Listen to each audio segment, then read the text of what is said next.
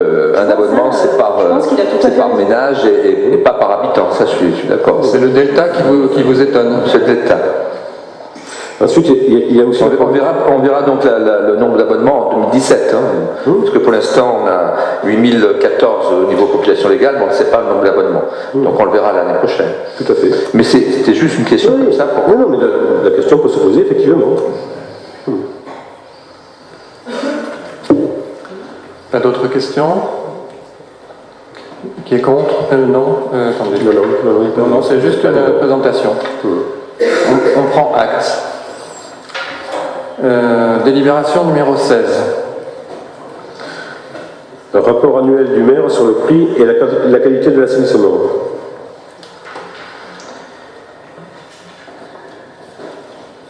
Au cours de l'exercice 2016, 882 000 m3 ont été traités.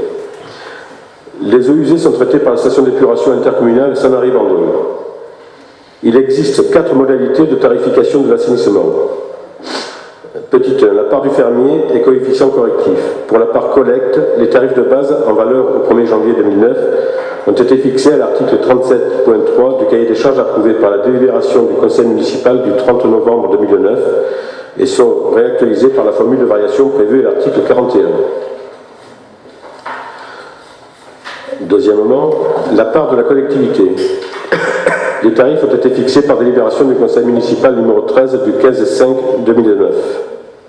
Petit 3, la part de l'exploitant en charge du traitement des eaux usées à la station d'épuration de la CRID, la compagnie des eaux et de l'ozone. Petit 4, la redevance perçue pour le compte de l'agence de l'eau pour la modernisation des réseaux de collecte. La facture de référence nationale est celle définie par l'INSEE, une facture type de 120 m3 d'abonnement compris, avec assainissement correspondant à la consommation annuelle d'une famille avec 2 enfants ramenée au mètre cube. Soit en 2016, un prix de service de l'assainissement toute taxe comprise pour 120 m3 de 2,757 € par mètre cube. Donc, le prix global du mètre cube d'eau assaini s'établit pour l'année 2016 sur la base d'une facture de 120 m3 à 4,536 € par mètre cube. Y a-t-il des questions? Qui est contre? Encore une fois. Donc on prend acte de cette présentation. Délibération numéro 17. Il s'agit d'approuver le rapport de la CLECT, la Commission locale d'évaluation des charges transférées. C'est un rapport qui a été présenté lors du conseil communautaire de la communauté d'agglomération Sud-Sainte-Baume le 26 juin 2017. Donc il a été approuvé ce jour-là. Donc sans rentrer dans le détail, ça concerne à la fois les transports, la promotion du tourisme et la voirie d'intérêt communautaire. Y a-t-il des questions?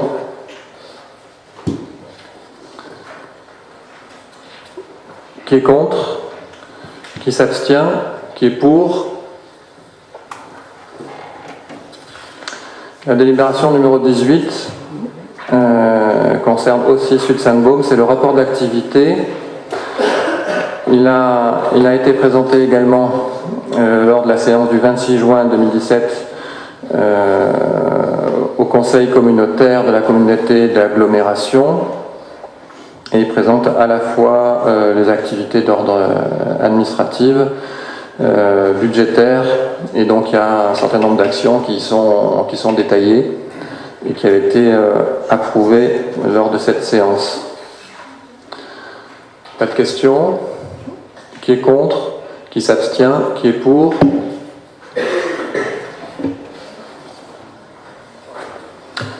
Délibération numéro 19, Monsieur Valero. Oui, modification des statuts du syndicat mixte de l'énergie des communes du Var. Lors de la séance du 30 mars 2017, le comité syndical du Simelec-Var a approuvé la modification des statuts du syndicat par délibération numéro 45. Conformément au Code général des collectivités territoriales et la loi numéro 2004-809 du 13 août 2004, les collectivités adhérentes au syndicat doivent entériner ces modifications. Cet accord doit être formalisé par délibération au conseil municipal. Par conséquent, il est proposé à l'Assemblée d'adopter les nouveaux statuts de Simelec-Var et d'autoriser le maire à signer tout document afférent à ce dossier. Y a-t-il des questions? Qui est contre? Qui s'abstient? Qui est pour? Numéro 20, Monsieur Valero. Alors, adhésion au CIE de Bargement au Simelec-Var et transfert de l'intégralité de ses compétences. Le 28 avril 2017, le SIE de Bargement a délibéré afin d'adhérer au Simelec-Var et de lui transférer l'intégralité de ses compétences, à savoir organisation de la distribution publique d'électricité sur le territoire des communes adhérentes, réalisation des travaux d'investissement sur les réseaux d'éclairage public, par délibération numéro 56 du 13 juin 2017. Le conseil syndical a approuvé l'adhésion du SIE de Bargement et le transfert de ses compétences. Conformément à l'article L. 5211-18 du Code général des collectivités territoriales, CGCT, les collectivités adhérentes au Simelec-Var doivent se prononcer par délibération sur cette décision, dans le délai de 3 mois suivant sa notification. L'absence de décision dans un délai vaut avis favorable. Si la majorité des collectivités adhérentes est favorable à cette décision, dans les conditions de majorité requises par l'article L. 5211-5 du CGCT, le SIE de Bargement sera dissous de plein droit. Et ces 7 communes membres, Ampus, Bargement, Calas, Château-Double, Clavier, Figanière et Montferrat, seront automatiquement adhérentes au Simelec pour les compétences transférées. Par conséquent, il est proposé à l'Assemblée d'adopter l'adhésion et le transfert des compétences du SIE de Bargement au profit de Simelec-Var, d'autoriser le maire à signer tout document afférent à ce dossier. Qui est contre? Qui s'abstient? Qui est pour? Délibération numéro 21, Madame M. Oui, Monsieur le maire, délibération numéro 21.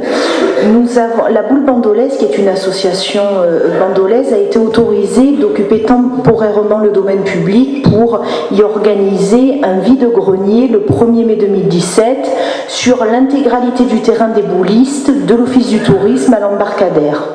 Il s'avère que ce jour-là, le 1er mai 2017, il y a eu d'importantes intempéries et la plupart des participants qui devaient participer à ce vide-grenier ne sont pas venus, ont été portés absents.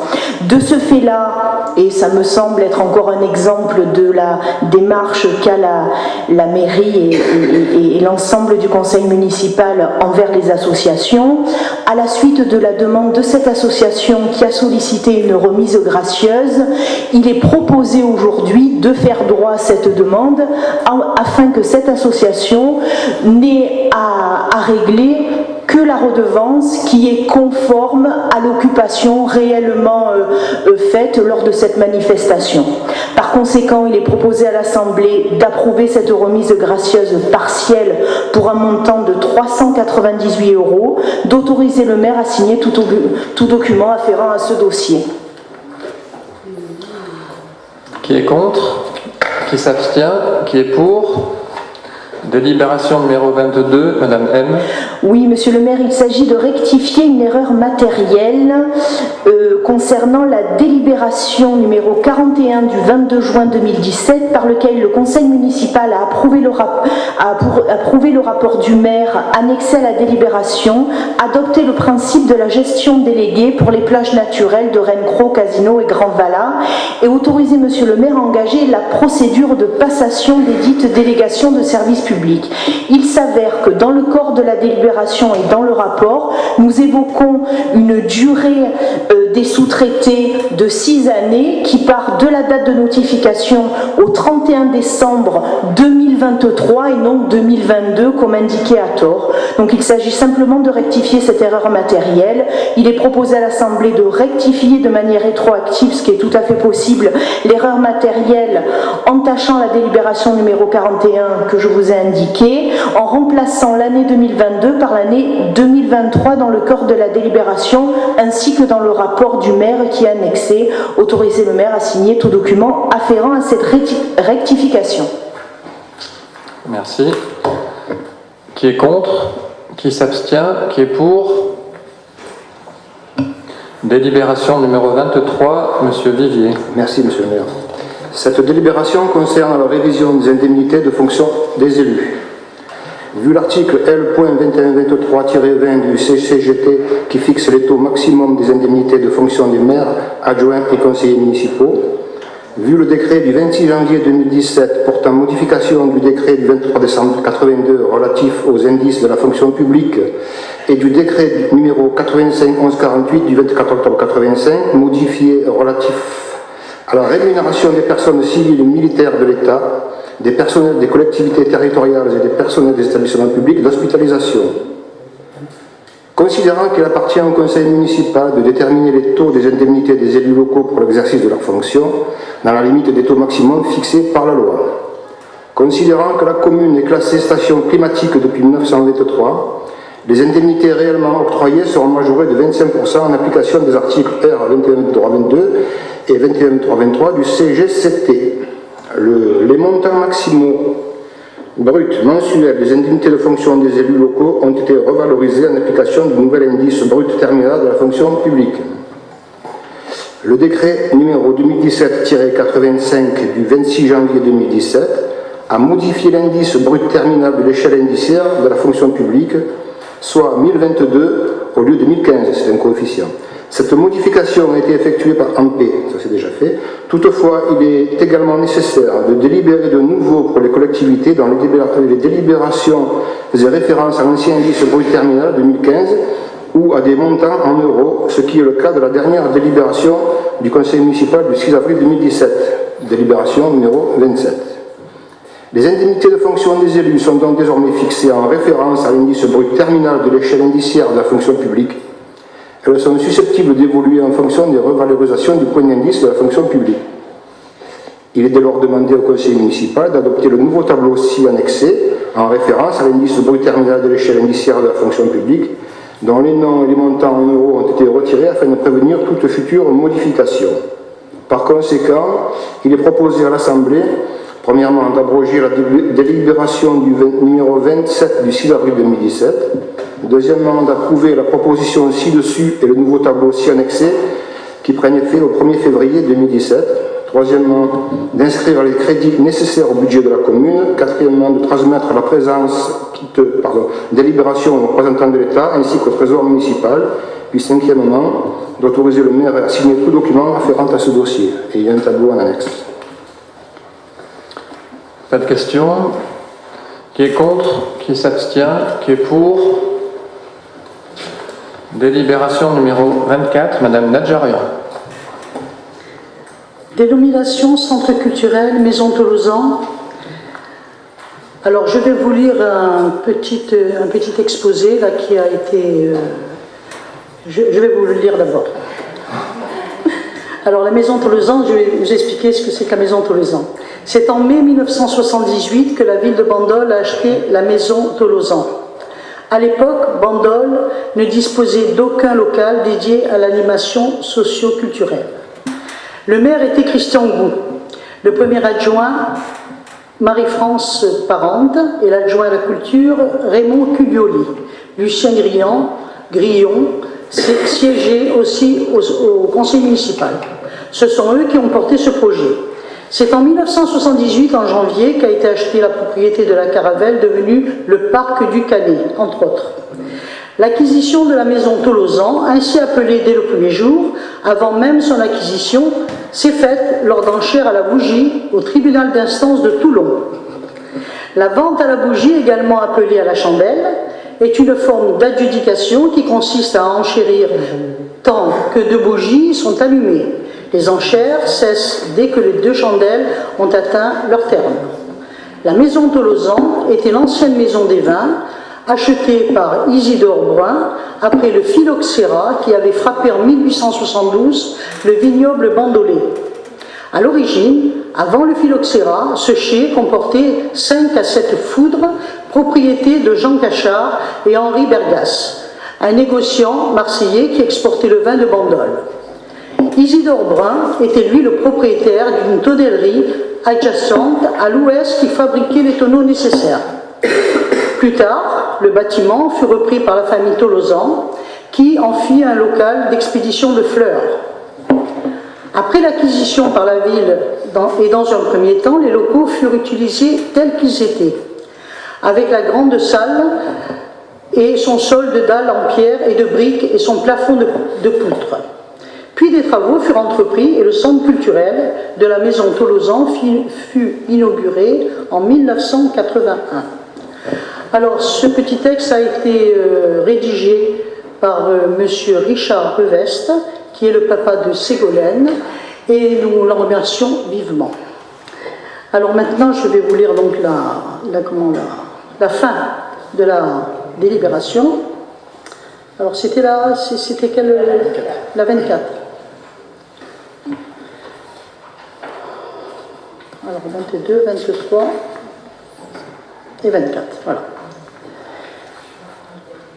Donc, il est proposé au conseil municipal d'honorer la mémoire de M. Tolosan en renommant le centre culturel Maison Tolosan. Par conséquent, il est donc proposé à l'Assemblée d'adopter la nouvelle dénomination de ce bâtiment, Maison Tolosan, d'autoriser le maire à signer tout document afférent à ce dossier. Pas de questions? Juste une précision, monsieur le maire. La maison Tolosan, pour nos anciens, est encore appelée Maison des Immortels, parce que c'est là où il y avait les fleurs. Et donc, je suis très heureux que ce centre culturel reprenne ce nom. C'est bien. Parfait. Qui est contre? Qui s'abstient? Qui est pour? Délibération numéro 25, monsieur Bertoncini. Dénomination de la structure Espace Jeune, Espace Caroline Crozo. L'espace jeune situé plage centrale est désormais un bâtiment mis à disposition de certaines associations, en plus d'accueillir les jeunes bandolais durant les vacances scolaires. Madame Caroline Crozo, qui fut responsable durant de nombreuses années des structures d'accueil des jeunes bandolais, était par ailleurs très impliquée dans la vie associative locale. Il est proposé, afin d'honorer sa mémoire, de renommer ce bâtiment Espace Caroline Crozo. Par conséquent, il est proposé à l'Assemblée d'approuver la dénomination de ce bâtiment Espace Caroline Crozo. Je voulais juste faire un petit ajout. Ça a été une demande de l'ensemble du personnel. Je pense que tous ici, on connaît Caroline Crozo. Donc, bien sûr, nous ne pouvons que valider cette démarche et c'est plus qu'honorifique parce qu'elle a bien mérité que l'espace apporte ce nom.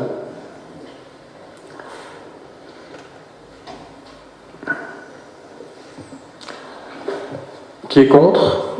Qui s'abstient? Qui est pour? Délibération numéro 26, monsieur Bertoncini. Convention de mise à disposition d'agents de la collectivité territoriale au collège Rémy de Bandol. Alors, comme vous le savez ou pas, depuis plusieurs années, on a fait un partenariat qui existe depuis plusieurs années avec le collège Rémy, où on envoie nos agents de Bandol Jeunes s'occuper de la jeunesse entre midi et 2 au collège Rémy. Donc là, on a refait une nouvelle convention parce qu'on avait besoin d'effectifs pour nous, pour l'école élémentaire, sachant que ce n'est pas une obligation de participer, mais on a tenu à le maintenir puisque ça permet de rester en relation avec la priorité qui est des jeunes, des ados de 11 à 14 ans. Donc nous continuons cette activité auprès du collège Rémy.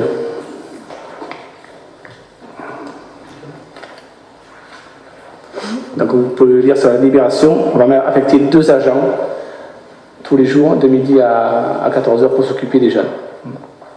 Pas de questions? Donc je souligne ce qu'a dit M. Bertoncini, c'est-à-dire qu'il n'y a pas d'obligation pour la commune de mettre à disposition des animateurs, mais nous le faisons volontiers dans l'intérêt de nos jeunes. Qui est contre? Qui s'abstient? Qui est pour? Délibération numéro 27, M. Moidel.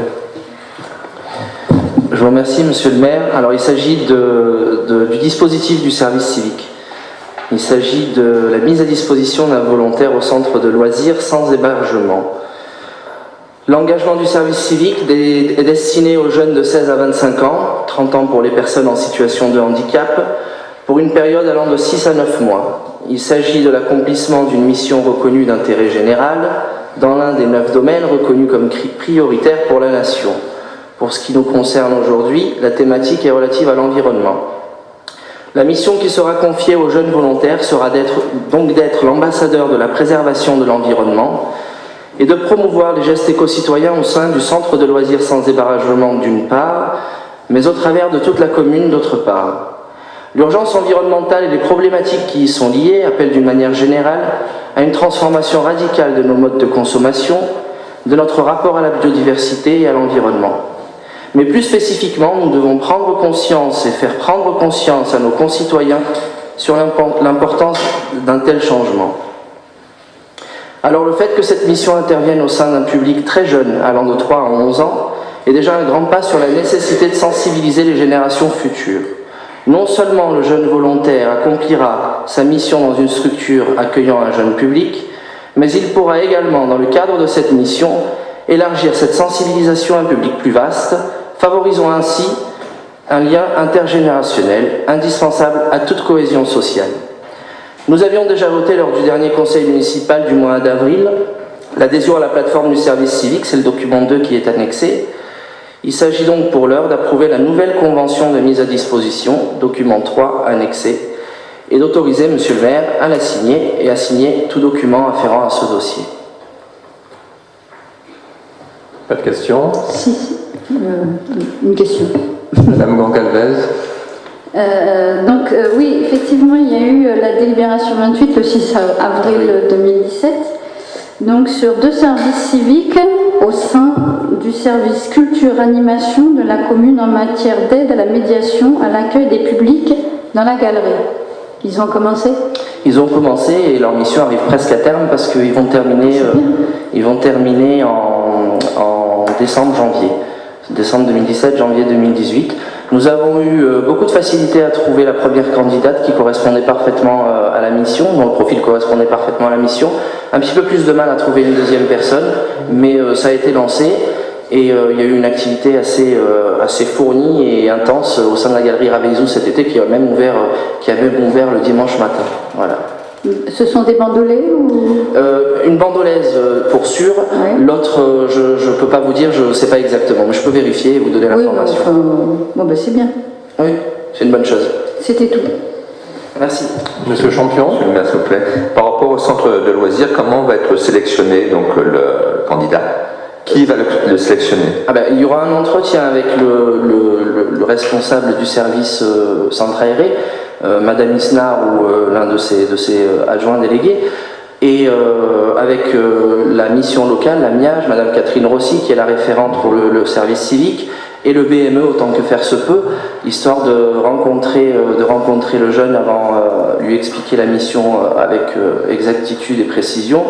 Et enfin, il y a une problématique sur le centre aéré, c'est que dans la mesure où il sera en contact avec des jeunes mineurs, il faudra nécessairement que et le bulletin le casier judiciaire, bulletin numéro 2 et le bulletin numéro 3 soient vierges, et ils seront demandés bien sûr. Très bien, merci. Merci. Qui est contre? Qui s'abstient? Qui est pour? Je vous remercie, la séance est terminée. D'accord.